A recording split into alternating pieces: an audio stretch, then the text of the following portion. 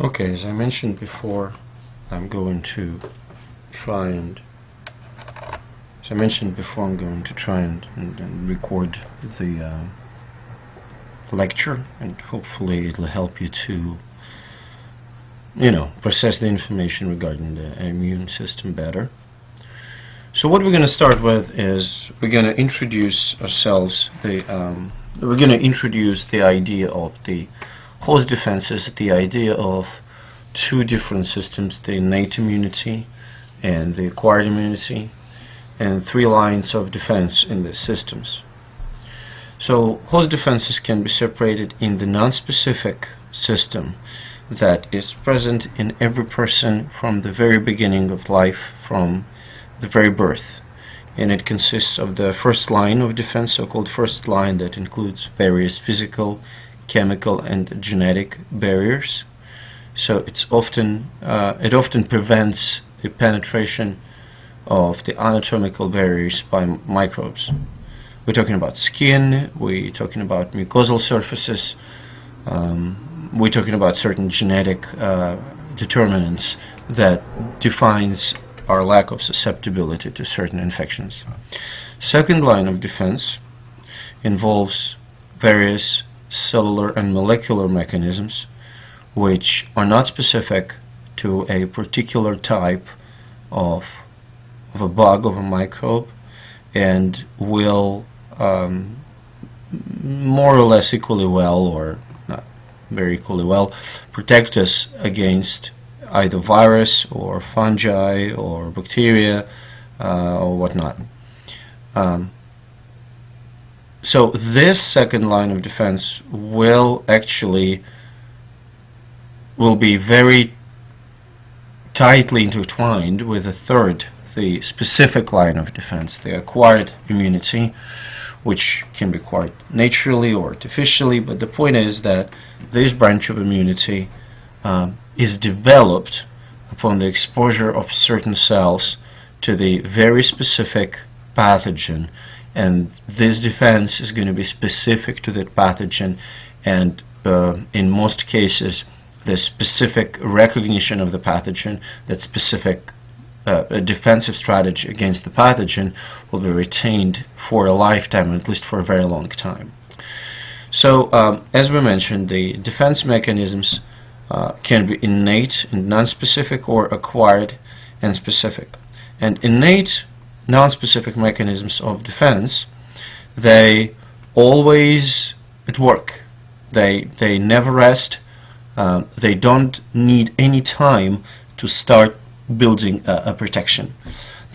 However, they do not improve when you repeat the exposure to the certain pathogen, unlike acquired defense. When you get vaccinated, for instance, against hepatitis B, you have to get 3 vaccinations, so each following vaccination will improve the performance, will improve the immune response against hepatitis B. So this innate non-specific defense strategies include various chemical and physical barriers, as well as defenses using various phagocytic cells, interferon, and inflammatory mechanisms of the body. So what barriers do we have in the body? We have physical barrier, which is skin, which doesn't allow microbes to cross that barrier and get in the underlying sterile tissues. Cilia, and remember, skin is not, as we remember from the part of the course regarding the the infection and disease, skin is one of the places in the body that is not sterile. So cilia in the, for instance, respiratory tract, which moves the mucus up the respiratory tract. Mucus actually traps pathogens, doesn't allow them to reach the ultimate destination, which would be lungs, for instance, and mucus with trapped pathogens will be moved up the respiratory tract by cilia and expelled when we cough or sneeze. Chemical defenses will include secretions by sebaceous glands, which contain fatty acids thought to be antibacterial. The enzyme lysozyme, which can be found in tears as well as in the nasal secretions, will protect against various bacteria. Lactic acid will create the acidic pH on the surface of the skin, and that will also create not uncomfortable conditions for bacterial growth. Hydrochloric acid in the stomach, well, pH 2 is not very suitable conditions for a lot of mesophiles that represent human pathogens. Digestive juices and bile in the intestine, on the other hand, will create a fairly basic environment with a lot of proteolytic enzymes, which can severely damage various microbes, making it impossible for them to replicate in the intestine. Antimicrobial chemicals can be found in semen, which is also a common route of transmission, and pH of the vaginal mucosal layer is acidic, also creating an uncomfortable environment for microbial cells to replicate. So that was mechanical and chemical lines of defense. Now, what about the second line, which is also non-specific? It includes inflammatory responses, interferon-mediated responses, phagocytosis, and complement responses. And the third line of defense will be specific to a particular pathogen, and it will be acquired, so you don't have it. You don't have the third line of defense developed until you are actually exposed for quite a while to a specific pathogen.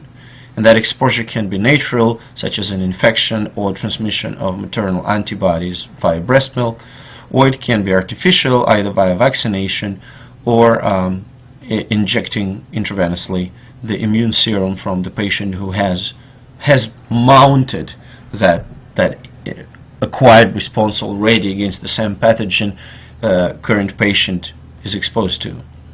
So this defense will involve antibodies, B and T lymphocytes, various accessory cells such as dendritic cells, and number of cytokines required to activate B and T cells.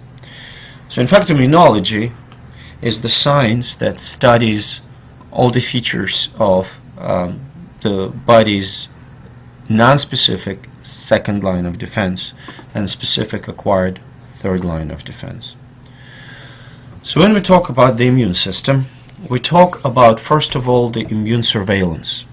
We're talking about the immune system looking out for all the processes in the body and looking out for any potential invaders, any microbes that can represent a potential danger to the human physiology or anatomy.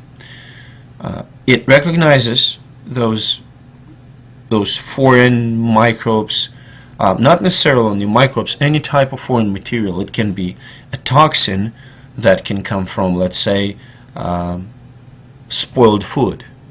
If it's a bacterial exotoxin that is released, or a bacterial endotoxin, or exotoxin that is released in a sample of food and we ingested it and now it causes the food poisoning, the immune system will be responsible for eliminating that toxin from the bloodstream. And that will be the third function, the destruction of the entities, whether it's an organism or a chemical molecule that is a foreign. With this comes a very important question. Immune system has to be able to tell apart between self and non-self material. When we're talking about self material, we're talking about any cell in the human body that belongs to the body, that is a part of the body. So ideally, white blood cells, as well as antibodies, as well as macrophages, they, upon the contact with the self material, the normal cell should have no reaction to that cell. And for this, Cells in a human body carry special molecules, special markers that are called major histocompatibility complex markers. The pathogens, they carry various so-called pathogen-associated molecular patterns. That can be specific set of proteins on the surface of the bacterial cell. That can be lipopolysaccharide as an element of the bacterial cell wall in the gram-negative bacteria. Those can be special proteins in the envelope of viruses. Often that can be a double-stranded RNA, which is contained in some viruses, and that can be a pathogen-associated molecular pattern which will be recognized upon the virus infection. Those pathogen-associated molecular patterns will be recognized by so-called pathogen recognition receptors, PRR, that can be present either on the cellular membrane of the white blood cell, or sometimes they are present on the membrane that forms the endosome, which we will get timely. So eventually, upon the contact with a foreign cell, if it's a phagocytic cell, it will phagocytose the invader and destroy it, or in some cases, if it's T cell or B cell, it will get activated, it may release certain toxic chemicals, or it may start producing antibodies. Anatomically, 4 systems are involved in the mounting the immune defense. That is a reticular endothelial system, extracellular fluid, blood, and lymphatic system. And all those 4 compartments are necessary, and all 4 compartments must communicate with each other. Reticular endothelial system is presented as a network of connective tissue fibers which fills the space between various tissues and organs and houses extracellular neutrophils, resident macrophages, and dendritic cells.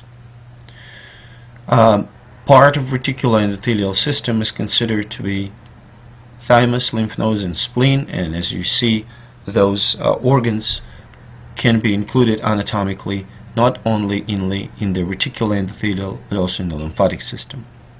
And also resident white blood cells, the macrophages. Their function, as you may guess from the name, is to eat cells. Lymphatic system represents more organized network of lymphatic vessels, T and B cells and dendritic cells in the lymphoid tissue, and specialized accessory organs such as thymus or spleen. The major function of lymphatic system is to transport lymph through a system of lymphatic vessels and lymphatic nodes from the tissues to the circulatory system to the subclavian vein, where lymph is being drained at the end. So first function of the lymphatic system is to return the excessive extracellular fluid to the circulatory system, to the blood. You may have seen female patients who underwent mastectomy due to the breast cancer. They often have swollen hand on the same side where mastectomy was performed. It happens due to the fact that lymph nodes with a number of lymphatic vessels have been excised together with the breast, and that disrupts the normal lymph flow from the limb, from the upper limb, from the hand, and lymph is being retained. Extracellular fluid is not being properly drained, and that creates a permanent edema in the affected limb. Another function of lymphatic system is to drain the molecules, drain everything during the inflammatory response.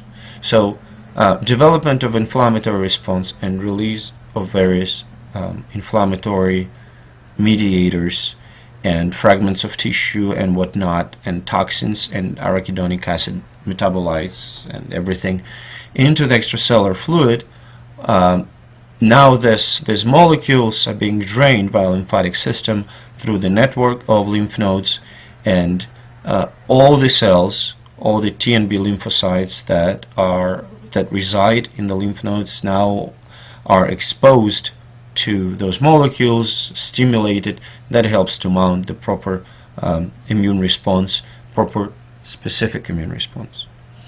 And of course, since a lymphatic system moves all the debris, whether it's the fragments of organisms, dead cells, or fragments of pathogens and maybe live pathogens, through the network of lymph nodes, that creates an excellent opportunity for dendritic cells, macrophages, T and B cells residing in a lymphatic system to encounter those pathogens and mount the proper acquired immune response. Lymph, that liquid that carries those fragments with it through the lymphatic system, is a liquid that is very much like a plasma in the blood. Some of the components of the plasma being removed, so it's a little bit different chemically. So when, due to the differences in the osmotic and hydrostatic pressure in the capillary beds, fluid from capillaries migrates into the surrounding tissues. That fluid is then drained into the lymphatic capillaries, which are collected into the lymphatic trunks, and then through the lymphatic vessels, the unidirectional flow of lymph brings the lymph into the subclavian vein. So they're very similar. Those lymphatic vessels are quite similar to the veins. They're thin-walled. There are plenty of lymphatic vessels in the hands and feet, around the areola of the breast, and lymphatic vessels do not have smooth muscles around them, so the lymph is moved by the physical activity, pretty much by contraction of surrounding muscles, so-called muscle pump, that you probably remember from the cardiovascular chapter of NP2. On this scheme you see the huge number of lymphatic vessels in the limbs. Less you will find in the trunk, and then all the lymph flow will go through the lymphatic nodes towards the subclavian vein and will end up in the heart. So other elements of the lymphatic system will be lymph nodes, thymus, and spleen. Lymph nodes are smaller organs. They've been shaped. Some of them can be actually palpated in the cervical, inguinal, and axillary areas. So those lymph nodes are filled with the reticular cells on reticular fibers, and those reticular fibers hold lymphocytes and macrophages. So those lymphocytes and macrophages have an excellent chance to encounter all types of debris and fragments of pathogens that are being carried by lymph through the lymphatic vessels, through the lymph nodes. So I'm not going to go too much into the lymph node structure. What I wanted to point here is that you have multiple afferent vessels and just a couple of efferent lymphatic vessels. So you always have a kind of an excessive pressure inside the lymph node. So more comes than flows out. So that creates kind of a positive pressure that filters the lymph through the lymph node. Spleen is sort of a very large lymph node that filters not the lymph but the blood, and that is its major function is to filter the pathogens from the blood. It contains a lot of T cells that when they become exposed to the pathogens, they also get activated and produce the proper cellular branch of the acquired immune response. Thymus is a third very important part of the lymphatic system. It's a gland that produces hormones. These hormones stimulate maturation of the T cells, and this gland is very active during the childhood, and all it goes until puberty. Then activity starts to cease, but thymus is a little bit active pretty much all the way through human life. It's just not as active as it was in the children. Other lymphoid tissue that can be found throughout the body includes tonsils, which are the patches of lymphoid tissue in the pharynx and oral cavity. The breasts of the pregnant and lactating women contain lymphoid tissue. Lymphoid tissue is associated with the gut, with an intestine, small and large intestine, and it can be found in appendix as a pair patches, and as lacteals that carry fatty compounds that are absorbed in the small intestine. They carry to the blood. Mucosal associated lymphoid tissue can be found in the various mucosal surfaces around the body. Some lymphoid tissue is associated with skin and bronchi of the respiratory system. So with this we come to the blood, which is another third very important component of the immune protection of the body. So blood is the part of circulatory system. Usually when we talk about circulatory system, we mean blood vessels, but to be completely honest and correct, we should say that circulatory system includes both blood circulation and lymphatic circulation. So if we will spin the whole blood, we will separate it into the layer of red blood cells, the buffy coat that contains all white blood cells and platelets, and plasma. If we will put the separated blood into the 37 degrees thermostat for a while, then put it in the fridge for about 5, 7, 10 minutes, so clot will form. Saying briefly, clot will form, and then you can separate the blood into the clot, which will contain all the formed elements. Formed elements means cells. All the cells, all of them. Platelets that were involved in the formation of the clot, all the white blood cells as well as red blood cells, and you will have serum. So you may ask, what's the difference between serum and plasma? Plasma contains a variety of clotting factors. So when you form a clot, all those clotting factors from plasma, they become sort of trapped in the clot. Clot now contains all those clotting factors and clotting proteins such as fibrin that previously were dissolved in plasma. Looking at the plasma composition, you will find out that it is a quite huge, quite complex chemical compound. First of all, it is water, of course, but it contains a number of electrolytes, including sodium, potassium, or calcium, and various anions, such as chloride or phosphate or bicarbonate, which represents pretty much a buffer in a plasma. So the role of those anions and cations to maintain the proper pH of the blood. And second, it contains proteins. Albumin is being the most important, most abundant plasma protein, and its major role is to maintain the osmotic pressure in the blood. Globulins represent about third of all plasma proteins. There are 3 types of them. So alpha and beta are the globulins that are responsible for the transport of various fat-soluble, non-lipid, fat-soluble compounds, vitamins, and generally just lipids, as well as metal ions. And gamma globulins, they are essentially antibodies that are released by B cells during mounting of acquired immune response.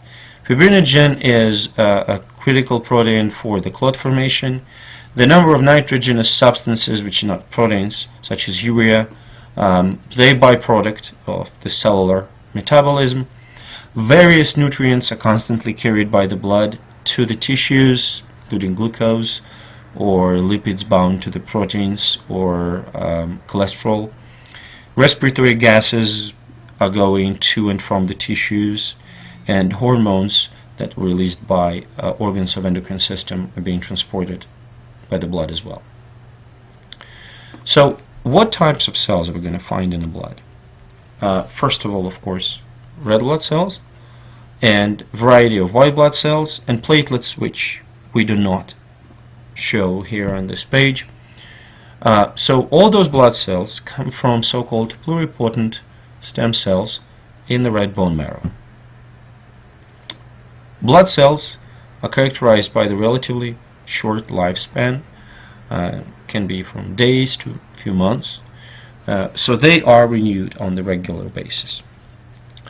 And when we grow up as fetuses initially, and then when we fetuses, we have red bone marrow pretty much everywhere. In every bone of our body, when we're born, we have red bone marrow virtually in every spongy bone that we have.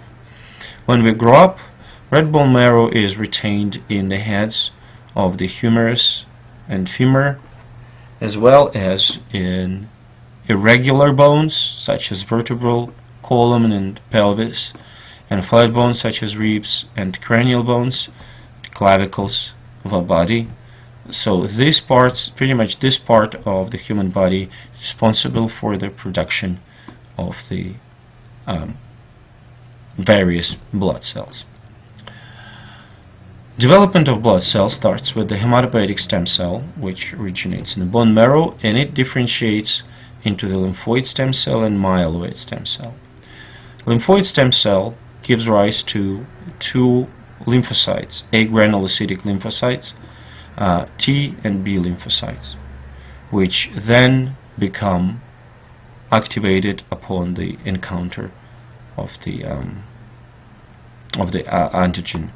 And also T cell, which does not have any antigen specificity, so-called natural killer cell.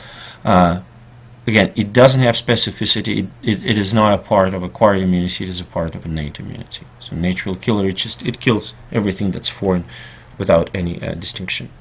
Myeloid stem cell will give rise to red blood cells, to the platelets, which are essentially fragments of the cell called megakaryocyte. Pretty much they pinch off as little parts of the cell surrounded by the membrane, little parts of cytoplasm. And then myeloblast will give rise to three granulocytic cells, neutrophils, basophils, and eosinophils, as well as mast cells. And monoblast will give rise to monocytes, which are precursors of macrophages and dendritic cells. And those cells, as you can tell from the name, they have very strong phagocytic activity. So white blood cells, leukocytes, are divided into two big groups, the granulocytes and agranulocytes. And granulocytes are named this way because they have large granules in the cytoplasm. They are divided into neutrophils, eosinophils, and basophils. And agranulocytes, which have very small granules in the cytoplasm, are divided into lymphocytes, which can be T and B, and monocytes. So neutrophil has the polymorphic polylobed nuclei. It's the most common leukocyte that is presented in high numbers, in both blood and in tissues, and its major function is to phagocytose bacteria. So granules contain various digestive enzymes, and it also can produce a large number of reactive oxygen species, so that oxidative burst, will kill the pathogen on spot. Another mechanism which I didn't mention here, just wanted to let you know, neutrophils can during apoptosis release the DNA, which will form the net-like traps for the bacteria, and various proteolytic enzymes are associated with those nets. I think it's called neutrophil extracellular traps, I think, NET, and those proteolytic enzymes will pretty much digest the bacteria that was caught in those DNA threads. Eosinophil is another granulocyte which is present in bone marrow and in the spleen, and migrate towards the infectious foci of eukaryotic pathogens, both protists as well as large parasitic helminths. And it may not necessarily kill, especially the helminth, but it will make the helminth very uncomfortable, so it will leave the host. Eosinophil are quite positive, well, positively, positive, negatively. So they are associated with allergies. High eosinophilic activity is noticed in cases of asthma, for instance. And as I mentioned, hygiene hypothesis, one of the ideas is that high eosinophilic activity in allergy is due to the lack of exposure to normal parasites.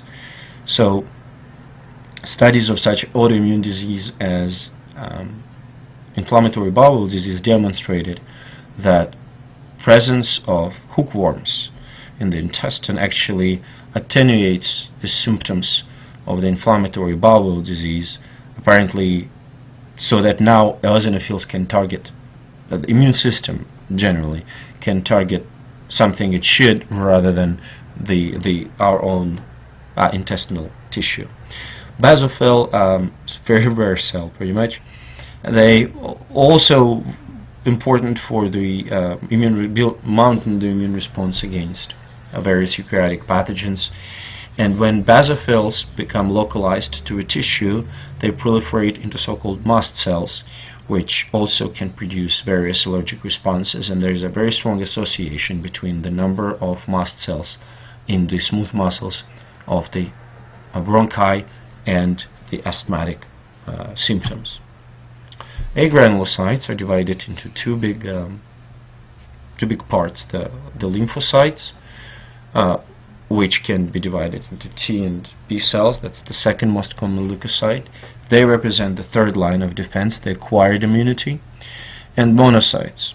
Monocytes proliferate into macrophages, the large cells with enormous phagocytic activity. So monocytes, they function as the circulating phagocytes for a few days, and then they differentiate into cells known macrophages, which live for a very long time, and they often are resident macrophages. They can sit physically, be present, stationary in the bloodstream and in a blood vessel, or they may migrate into the tissue and become Kupffer cells in the liver, or alveolar macrophages in the lung, which perform the immune surveillance of the surrounding tissue. So functionally, macrophages are responsible for killing through phagocytosis. They also process the fragments of the pathogens, foreign molecules, and present those pathogens to the lymphocytes, and they secrete various cytokines and chemokines which generally regulate the immunity. Another type of the cell that monocyte can differentiate into is so-called a dendritic cell. So function of dendritic cell is also to process the various foreign antigens and present them to the lymphocytes to mount the acquired immunity. So this shows you a few sites where we can find macrophages. So this is a very nice scanning electron micrograph picture of the alveolar macrophage being next to the lung alveoli, which performs the surveillance. And Kupffer cells can be found in the liver, and dendritic cells called Langerhans cells can be found in the stratum spinosum of the epidermis in the skin, so they're pretty much the first line of immune surveillance and immune presentation when we encounter some kind of a pathogen entering through the skin. And in this picture you can see the macrophage that extends its pseudopodia and captures some rod-shaped bacteria. Other blood cells that we have to mention are erythrocytes and platelets. So those guys develop from stem cells in the bone marrow. So erythrocytes lose their nucleus. So they develop as the nucleated cell, but before they enter the circulation, they will lose the nucleus and have this biconcave shape, pretty much like a donut with a membrane in the middle. So that provides a lot of surface. And their function is to transport oxygen and carbon dioxide to tissues and from the tissues, and that function can be pretty much easily fulfilled without any nucleus. And platelets are another elements in the blood. They're not the whole cells. They're fragments of megakaryocytes, pretty much fragments of megakaryocytic cytoplasm surrounded by the membrane. Their function is to maintain hemostasis. So in case there is an injury, they participate in forming the clot, and also they play a very important role in the building inflammatory responses during some kind of the vessel injury. With this, I'm going to stop with the recording and we will continue next on the inflammation.